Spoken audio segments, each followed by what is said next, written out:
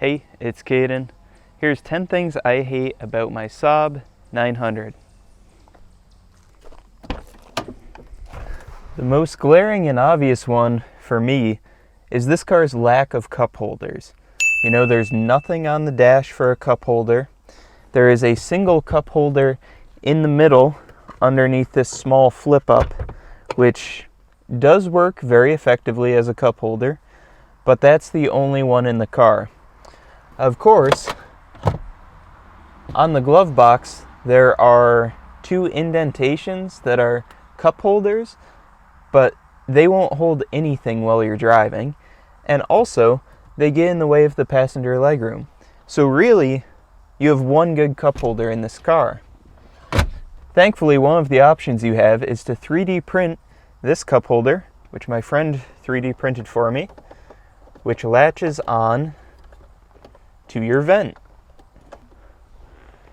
This allows you to have a second cup holder, better than one, but barely. One of the other things that frustrates me is the radio head unit. In this car, it is a non-standard size. Traditionally, with these 90s cars, you have a couple different standardized sizes. You have single din, double din, occasionally you'll have din and a half. This is actually a din and 3/4. So what ends up happening is you have to make some modifications to make any aftermarket radio fit, which back when the car was designed in the 90s was no problem because this had the top of the line radio system at the time. By today's standards, it's terrible. No Bluetooth, no aux, nothing modern about it at all. You got CD and radio, and that was it. Which in the 90s, having a CD player was great. Today, not so much. One other gripe I have with the interior is some of the ergonomics of this car just are a little bit unsatisfactory. For example, the steering wheel does not have tilt, it only has telescoping, which would be great, but even all the way out isn't far enough if you have really long legs or you're really tall, or you would need the seat, you know, way back here. You're going to be stretched out the entire time you're driving, even all the way telescoped out. And then I wish it tilted just a little bit. Then your interior light switch is down here, essentially underneath your handbrake. And probably my least favorite ergonomic decision they made, there's no center console. And instead, all your window switches and locks are in the center.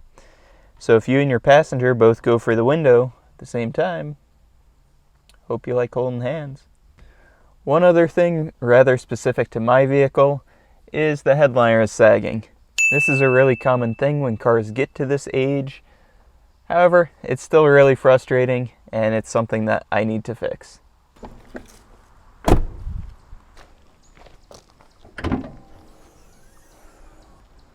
Up here at the front of the car, I hate these headlight wipers. The reason being, one, they don't really do anything. I haven't found them to be very effective at cleaning the headlights as they were intended to. Two, the motors tend to fail, especially when they get older like this vehicle is. And when they fail, you'll get the headlight wipers stuck straight up and down. I don't think they're really necessary. I find them to be more of a gimmick, so I hate those. Additionally, the direct ignition cassette up here on the engine, great idea in theory, bad in practice. This cassette, on top of being in charge of spark for all 4 cylinders, also handles knock detection, which is great. They were making some technological advances. However, when it fails, your car is inoperable completely. You will be stranded if this fails. And that brings me on to parts availability and parts cost.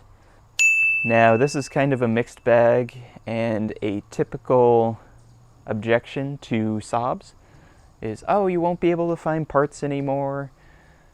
You know, they don't make those anymore. Reality is, most parts are available for this car mechanically.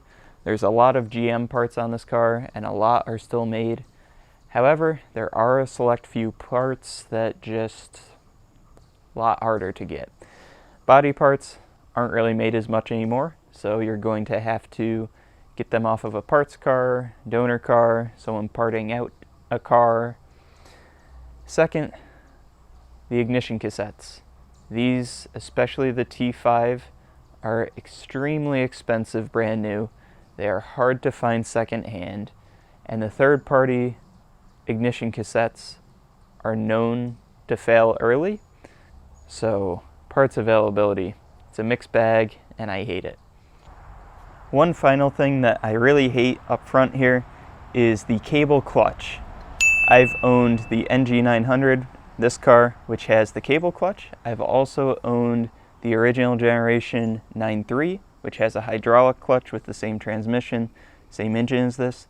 Hydraulic is by far superior. In fact, I'm probably going to do a hydraulic clutch conversion on this car at some point, because according to the maintenance records included with this car when I purchased it, it has had 3 clutch cables done in the life of 1 clutch replacement. They stretch over time, they break, and really, for being a mechanical link, the clutch feel is pretty terrible. One other thing I hate is the alarm system and key fob system in this car. If you lock the car with the car key, it does not set the alarm system. If you use the key fob, it does set the alarm system. Conversely, unlocking with the key fob disarms the alarm system, but unlocking with the key does not disarm the alarm system. And I actually ran into this problem recently where my key fob was able to lock the car and set the alarm, and then my key fob stopped working. So I unlocked it with the key, opened my door, and it starts honking like crazy. I figure no big deal. I'll put the key in the ignition, it'll recognize there's a key, it'll turn it off, right? Wrong. Unfortunately, the alarm system can only be disabled with the key fob. Now, thankfully, I was able to get the battery to work in my case, and I have not locked the car with the fob since. I've just been using the actual physical key to lock and unlock the car so that I don't run into that issue again. That wraps it up. That's 10 things that I hate about my Saab 900. Now, I know what you're thinking. Hey, you missed 2. That was only 8. All right, here's 2. Number 9, this strip here, this protective strip, I didn't do that, the previous owner did. I hate it. And then number 10, I had to wait until it rained, which is why this is recorded after. Number 10, after it rains, when you open this, water pours everywhere, and sometimes it falls in the trunk and gets your stuff wet. All right, that was 10. See you next time.